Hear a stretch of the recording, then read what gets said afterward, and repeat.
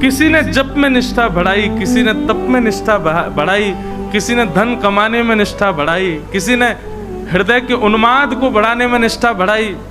पर हमारे श्री हितरवंश महाप्रभु जी ने तो श्री राधा वल्लभ लाल जी के अधरामृत में निष्ठा बढ़ाई, उस अधरामृत का सेवन किया। ऐसे श्री हितरवंश महाप्रभु को बारंबार प्रणाम। तो भैया वृंदावन में श्री राधा वल्लभ लाल जी विराजमान है गए। कहां विराजमान भय? मदन टेर, मदन टेर ऊंची ठौर, वहां श्री राधा वल्लभ लाल जी विराजते। अच्छा महाराज जी, एक बड़ी अद्भुत बात, मंदिर नहीं था तो कुंज में विराजते थे ठाकुर जी। और वृंदावन की कुंज बाकी के सब अन्य क्षेत्रों की कुंज से विलग इसलिए हैं, वो सजीव दिखाई देती हैं। मतलब जैसी ऋतु हो जाती है वैसी कुंज बन जाती हैं। कभी अगर उन्माद वर्षा होने लग जाए तो कुंज इतनी सघन हो जाती कि एक बिंदु भी राधा वल्लभ जी के ऊपर नहीं आ सकती। कभी यदि सुंदर व्यार बहने लग जाती तो कुंज बीच बीच में से ऐसी खुल जाती कि वो सुंदर सुंदर सौंधी हवा श्री राधा वल्लभ जी को लगने लगे। कुंज यदि कभी बहुत गर्मी हो जाती तो ऐसी ढक करके सुंदर सुंदर पुष्पों को श्री राधा वल्लभ जी की तरफ मुख करके प्रकट कर देती, मानो उनको शीत का अनुभव हो।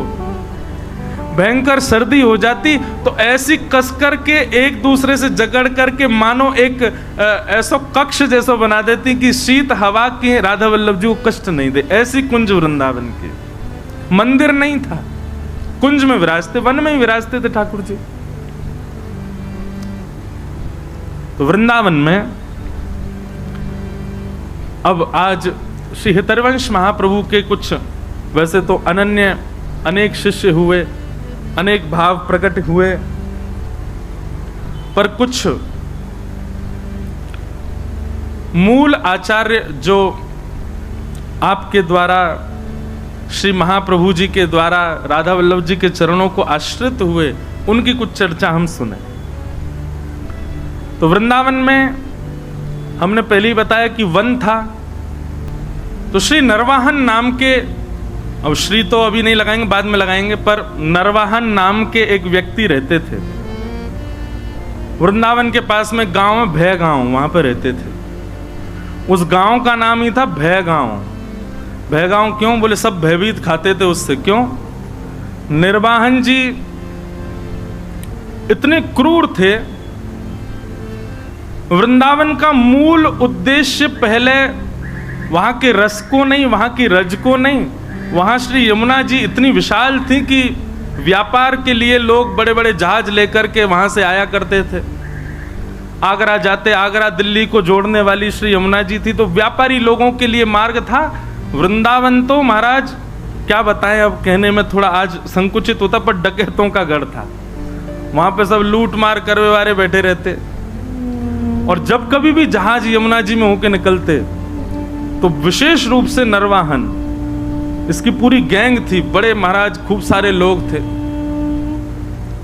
आते जाते जहाजों को अर्धरात्रि में कैसे भी करके और पकड़ लेता और उनसे कर वसूलता। कर तो लेता ही, ऊपर से कुछ ना कुछ लूट मार भी कर लेता। इसलिए सब लोग डरते थे यमुना जी के मार्ग से दिन दिन में ही निकल जाओ, कहीं रात हो गई तो नरवाहन पकड़ लेगा। ऐसा नरवाहन। तो जब श्री महाप्रभु जी राधा वल्लभ लाल जी को लेकर के वृंदावन में आए तो वर्णन आता है कि आत्मदेव ब्राह्मण जिसकी 2 कन्या थी, उसने खूब धन संपत्ति देकर के भेजा। साज सज्जे, ऐसे सुंदर सुंदर श्रृंगार, ऐसे सुंदर सुंदर सोने चांदी मणि आदि के मुकुट।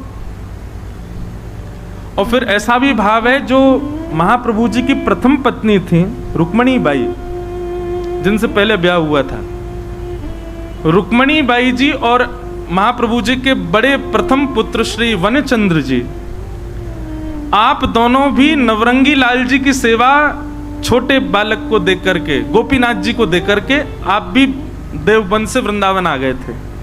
महाप्रभु जी ने ही कहा होगा कि भाई अब यहां सेवा का विस्तार है, आप लोग भी आ जाओ। तो वे भी जब आई तो खूब सारा धन संपन्न लेकर के आई अपने साथ में, धन संपदा।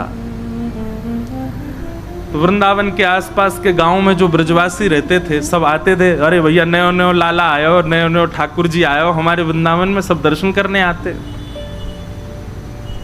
कैसा समय रहा होगा ना वो। हमने तो अपने बाल्यकाल का भी वृंदावन देखा, तब भी बहुत सुंदर, अभी भी सुंदर है वृंदावन तो, पर अब आधुनिक थोड़ा कर दिया लोगों ने।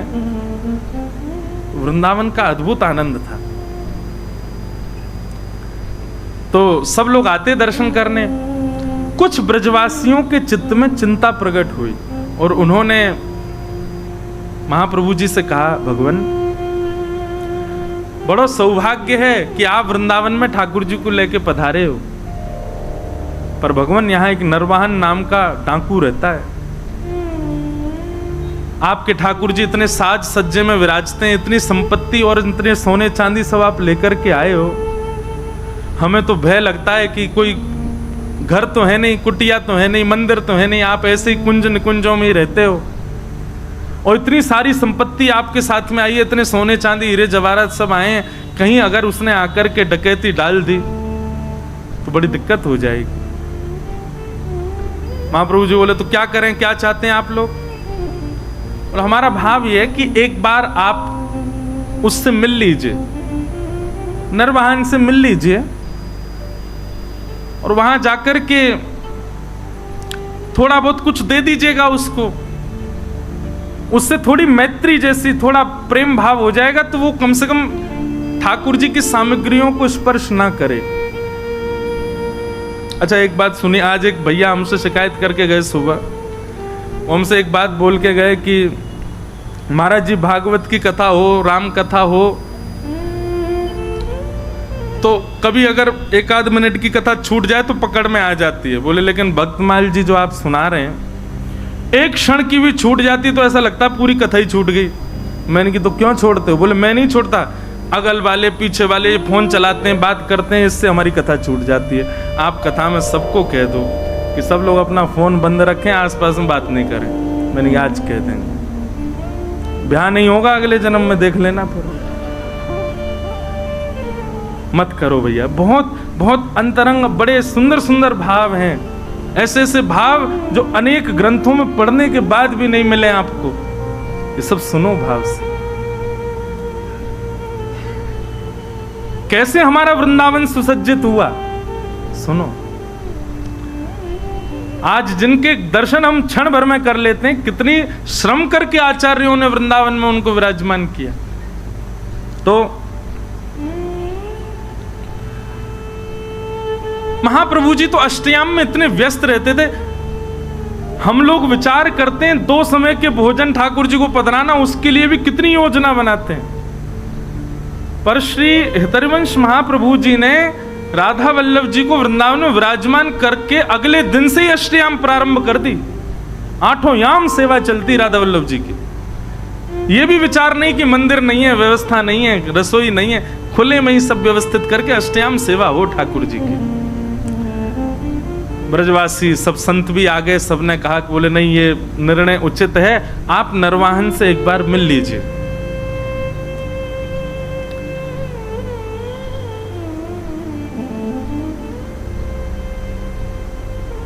हरिवंश महाप्रभु के लिए तो नाभा जी भी छप्पे में कह ही रहे हैं ना कि वे अपने व्रत के अनन्य उत्कट व्रतधारी। एक बार जो व्रत धारण कर लेते हैं, फिर चाहे ब्रह्मांड हिल जाए उसका त्याग नहीं कर सकते। महाप्रभु जी ने कह दिया, इनको निहारने के बाद, इनसे मिलने के बाद किसी और से मिलना पड़ेगा, हम नहीं जाएंगे। जब ये मिल गए तो अब और किससे क्या मिलना और किसी से भय क्या खाना। ठाकुर जी हैं साथ में, राधा वल्लभ जी, इन पर भरोसा नहीं है हमें, सब मंगल करेंगे, हम नहीं मिलेंगे किसी से। हम तो सेवा से फुर्सत नहीं, हमको यहीं रहेंगे। खूब प्रयास किया, खूब सबने समझाया, पर महाप्रभु जी नहीं गए। नरवाहन को किसी ने जाकर के ये बात बताई, बोले ऐसे ऐसे ठाकुर जी आए हैं। और ठाकुर जी आए ये बड़ी बात नहीं है, ठाकुर जी के संग में खूब सारा सोना चांदी जवाहरात और महाराज खजाना आया है भर के। बोले अच्छा, और कहां पर? बोले वृंदावन में, वृंदावन में विराजते हैं। किसी ने यह भी कहा कि जो आचार्य उनको लेकर के आए ठाकुर जी को, उनसे किसी ने प्रस्ताव रखा कि वो आपके पास आके आपसे मिल लें, पर उन्होंने वह भी ठकरा दिया। बोले कि कौन नरवाहन, हम किसी से नहीं मिलेंगे। अब तो नरवाहन को चोट लगी। बोले अच्छा, हमसे मिलने से मना कर दिया? बोले हाँ। कहां पर है? बोले ऊंची ठौर, मदन टेर, थोड़े ऊंचा टीला सा था, उस पर विराजते थे ठाकुर जी। कल चलेंगे, हम भी तो देख के आए कैसे ठाकुर जी, कैसे आचार्य। और नरवाहन अपने कुछ सेवकों के साथ में तलवार लेकर के और ऊंची ठौर की ओर बढ़ा। आहा, सुबह सुबह का समय है, मंगला आरती के पश्चात श्री राधा वल्लभ लाल जी का श्रृंगार करके हितरवंश महाप्रभु आचार्य चरण आसन पर विराजमान सन्मुख बैठ करके श्री ठाकुर जी को पद सुना रहे थे। ठाकुर जी को पद सुना रहे थे। हितरवंश महाप्रभु गा रहे हैं और श्री राधा वल्लभ लाल जी सामने विराजमान हैं। अद्भुत छटा है ठाकुर जी की। इतने में ही तलवार से उसने कुंज जो आपस में जुड़ी हुई हैं, इस प्रकार से जैसे अंदर झांक करके देखा, पत्तों की आवाज आई। देख ही रहा था, महाप्रभु जी गा रहे थे। नरवाहन ने जैसे ही तलवार से लता गुल्मों को दूर किया और भीतर झांकने लगा, तो पत्तों की आवाज से महाप्रभु जी ने गाते गाते बस इस प्रकार से पीछे देखा। जैसे कई बार आपने अनुभव किया, कोई पीछे आ जाए तो आप पूरे नहीं मुड़ के केवल इतने ही मुड़ते हो, इतने ही मुड़े और आंखों को घुमाते हो देखने के लिए कौन है पीछे। महाप्रभु जी केवल इतने घूमे और आंखों से बस पीछे निहारा। नरवाहन दिखा नहीं उनको, लेकिन नरवाहन को इतना रूप दिखा केवल महाप्रभु जी का। हरिवंश महाप्रभु का इतना मुख देखते ही उसके तो हाथ कंपायमान होने लगे, उसके तो नेत्रों से अश्रुधार गिरने लगी। ना जाने क्यों अपने अवगुण सब अवगुण जैसे दिखने लगे। मनी मन भीतर ही भीतर उसके ना जाने कितनी ग्लानि उत्पन्न होने लगी। वो मानो ये विचार करने लगा, जिस वृंदावन में इतने दिन से मैं ऐसे अनीत कृत्य कर रहा हूं, उस वृंदावन का वास्तविक दर्शन तो आज मुझे हुआ है। जिस वृंदावन को पाकर के भी मैंने उस वृंदावन की योग्यता को नहीं समझा, वो वृंदावन तो ये है। नीचे आचार्य का आधा मुख और पीछे ठाकुर जी का संपूर्ण अंग, इन दोनों का एक साथ दर्शन नरवाहन को हुआ। और केवल दर्शन मात्र से हाथ कांपने लगे, पैर कांपने लगे, स्थिति ऐसी हो गई रुक ही नहीं पा रहा था वहां। दौड़ा नीचे, पीछे सब उसके जो सेवक गए थे साथ में वो भी दौड़े। क्या हुआ क्या हुआ, अब तो स्थिति बस कुछ समझ ही नहीं आ रहा है क्या स्थिति है। बंधुओं, आपने कभी सत्संग नहीं सुना, या आपके किसी परिचित के साथ ऐसा हो कि उसने कभी सत्संग नहीं सुना, कभी वृंदावन नहीं गया, कभी गोविंद देव जी नहीं गया, कभी महाप्रसाद नहीं पाया, कभी भी किसी भी प्रकार की भक्त स्थिति में वो नहीं रहा, और अचानक से किसी की वाणी सुन करके, किसी का दर्शन करके, किसी की उपस्थिति से उसके अंदर परिवर्तन हो जाए, तो यही समझना चाहिए कि श्री किशोरी जी ने उसको स्वीकार किया है। क्योंकि उसकी योग्यता तो थी ही नहीं, उसके लक्षण तो थे ही नहीं, उसके गुण तो थे ही नहीं उस योग्य बनने के, फिर कैसे वो भक्त हो गया? ठाकुर जी ने चुना। नरवाहन ने भले ही वृंदावन से डकैती करी हो, पर करी तो वृंदावन में।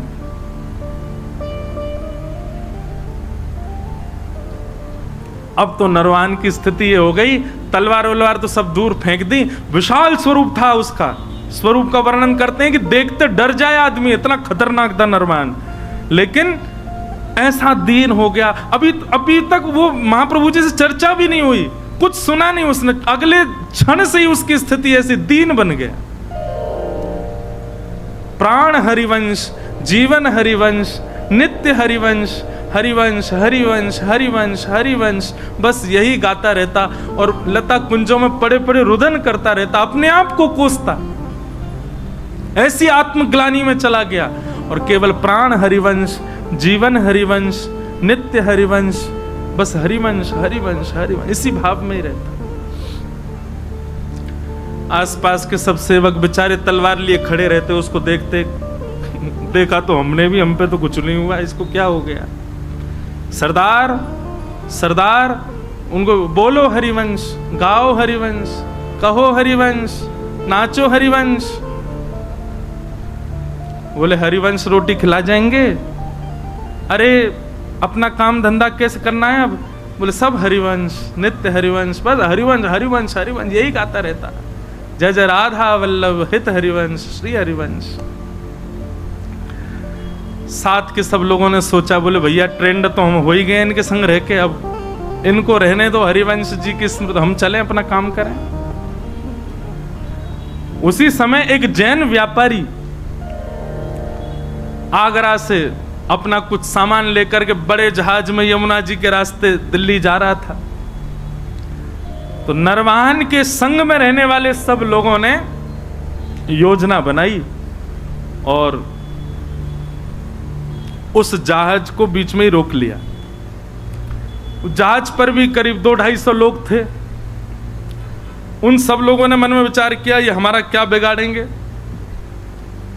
वे भी लड़ने को नीचे आ गए, लेकिन नरवाहन की सेना बहुत थी और बड़े क्रूर थे सब, नहीं जीत पाए। तो पूरे जैन व्यापारी के जितने लोग थे सबको बंदी बना लिया, पूरे जहाज को जमुना जी में खड़ा करके और पकड़ करके जो भय गांव था वहीं उसका कारागृह था, जेल बना रखी थी उसने, वहीं ले जा करके और सबको बंदी बना दिया। सबको बंदी बना करके उन पर क्रूरता करने लगे, मारने लगे, पीटने लगे, उनको स्थिति खराब कर दी। क्यों? क्योंकि कर तो दिया नहीं, ऊपर से हम पे हाथापाई कर रहा है, जानता नहीं हम नरवाहन की सेना है। एक दासी रहती थी नरवाहन के यहां, वो नरवाहन जी के यहां जाती थी, नरवाहन जी को देखती तो अब तो बस कुंज में बैठे बैठे श्री हरिवंश, हित हरिवंश, प्राण हरिवंश, जीवन हरिवंश ऐसी गाते हैं। वे समझ गई थी स्थिति अब किस मोड़ में मुड़ चुकी है। वे जाती थी और हरिवंश जी का दर्शन और श्री राधा वल्लभ जी का दर्शन करके आती थी, तो वहां कुछ वैष्णव मिलकर के जय जय राधा वल्लभ हित हरिवंश कीर्तन करते थे।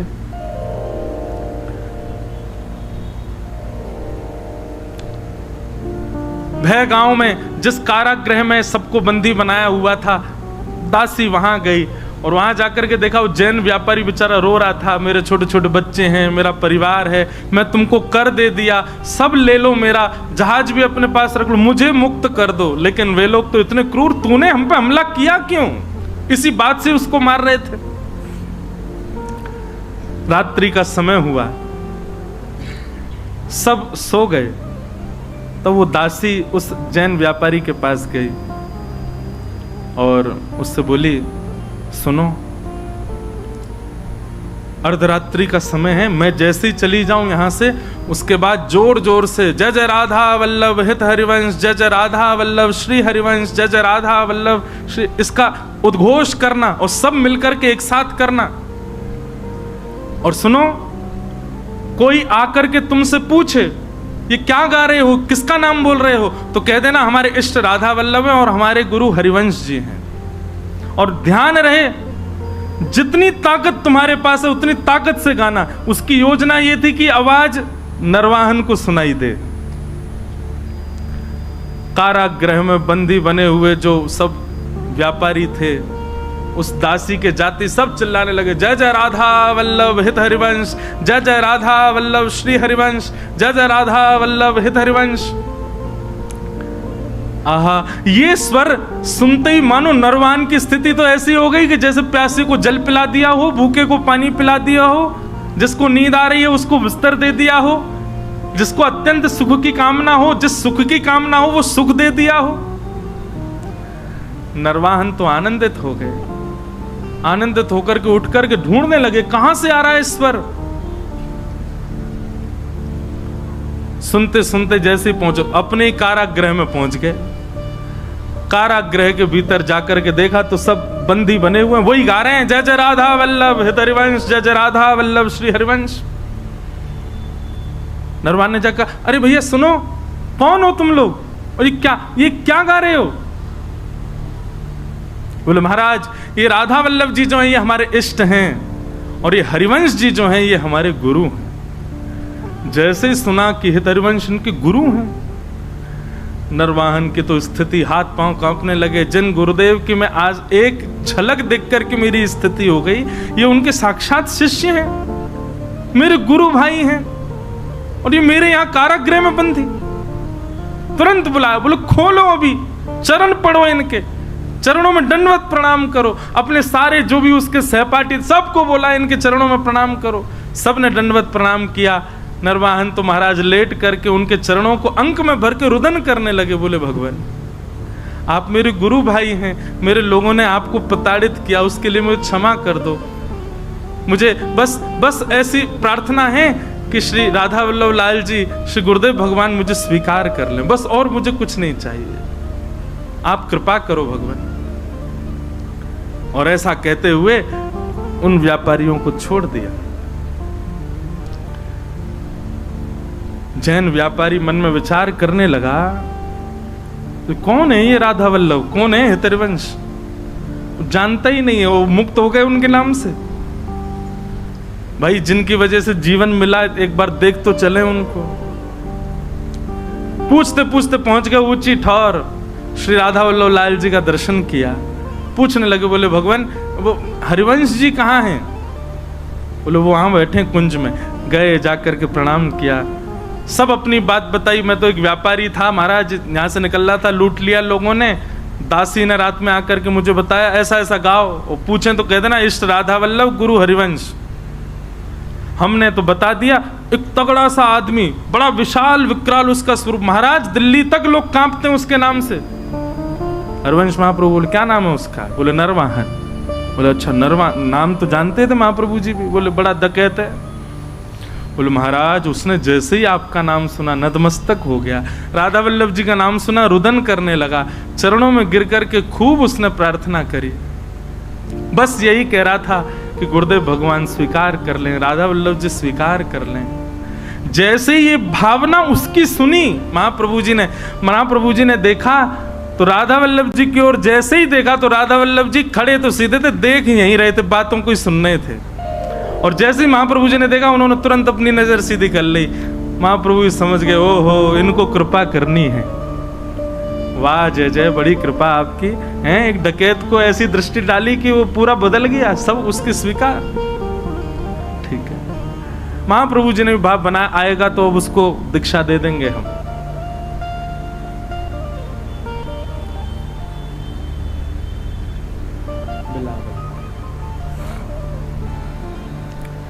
नरवाहन और अच्छा एक मेरी बात सुनिएगा, गुरु सन्निधि में सबसे बड़ा गहना यदि कोई है ना शिष्य का, तो वो है संकोच। गुरु सन्मुख जाने में, गुरु दर्शन करने में, गुरु से कुछ कहने में, गुरु के आगे कुछ बोलने में यदि आपको संकोच नहीं होता है ना, तो क्षमा करें आपके शिष्यत्व में कहीं कमी है अभी। गुरु के गुरुत्व में कमी नहीं होती, हमारे शिष्यत्व में ही कहीं ना कोई क्षणिक भाव होगा। नरवाहन बहुत मनी मन विचार करता कैसे जाऊं, लेकिन आज उसने थोड़ा साहस किया कि एक बार चल के ऊंची ठौर पर दर्शन तो करूं। कैसे हैं ठाकुर जी?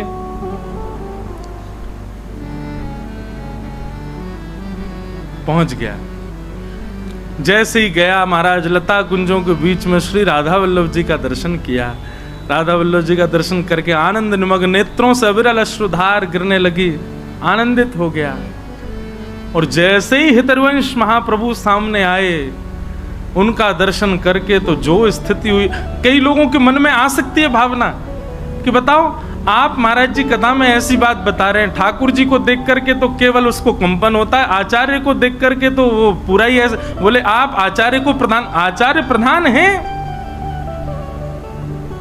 क्योंकि आपके लिए वो भगवान और वो केवल आचार्य हैं, पर जिसके साथ ये घटना घट रही है उसके लिए ठाकुर जी भगवान है, ठाकुर जी स्थिर ठाकुर जी हैं, स्थूल ठाकुर जी हैं, पर आचार्य उसके लिए चलते फिरते राधा वल्लभ हैं। आचार्य उनके लिए चलते फिरते राधा मोहन हैं। आचार्य चरण उनके लिए चलते फिरते साक्षात श्री जी के स्वरूप हैं। इसलिए ऐसी स्थिति आचार्य को देख करके हो रही है। वहां मानव बुद्धि मत रखिए।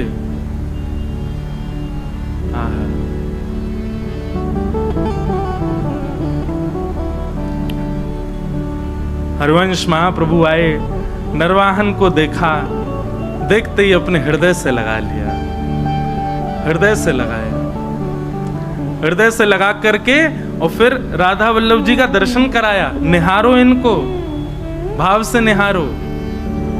क्या अनुभव हो रहा है नरवाहन? बोले बहुत सुखद अनुभव। बोल ही नहीं पा रहा नरवाहन। राधा वल्लभ जी के सन्मुख विराजमान करके नरवाहन को गुरु मंत्र प्रदान किया, निज मंत्र प्रदान करके उसको दीक्षा प्रदान कर दी। और महाराज जी श्री हित चतुरासी जी में महाप्रभु जी के जितने पद हैं उन पदों में 2 पद 11 और 12 संख्या का पद, ये 2 पद महाप्रभु जी ने नरवाहन की छाप से गाए हैं। ऐसी कृपा केवल नरवाहन के ऊपर हुई और किसी के ऊपर नहीं हुई। क्यों? बोले महाप्रभु जी ने दीक्षा देकर के उसको, मतलब इतने कम समय में, इतने कम स्थिति में और बिना किसी साधना, बिना किसी योग्यता के किसी पर अगर कृपा यदि हुई है वो नरवाहन के ऊपर हुई है। दीक्षा देते ही ठाकुर जी ने, श्री हितरवंश महाप्रभु जी ने दर्शन करा दिए ठाकुर जी के अत्यंत अंतरंग लीला के। कितनी बड़ी बात है कि श्री ऐसे नरवाहन, मैं तो यही सोच सोच के विचार कर रहा हूं कि हम तो बचपन से ही लगे हुए हैं महाराज कछु ना कछु करवे में, तब भी किशोरी जी कृपा कर रही है ना कर रही है। नरवाहन उसने तो कुछ नहीं किया, केवल आचार्य दृष्टि पड़ने का ये प्रमाण कि उसको साक्षात रास का दर्शन हो गया। और जिसके चित्त में काम विराजमान था उसके चित्त में साक्षात राधा मोहन लाल विराजमान हो गए। राधा वल्लभ श्री हरिवंश, ऐसे हरिवंश महाप्रभु के ये एक भक्त हुए श्री नरवाहन जी। ऐसी आपकी निष्ठा और उस निष्ठा से आपने ऐसे अनुग्रह किए।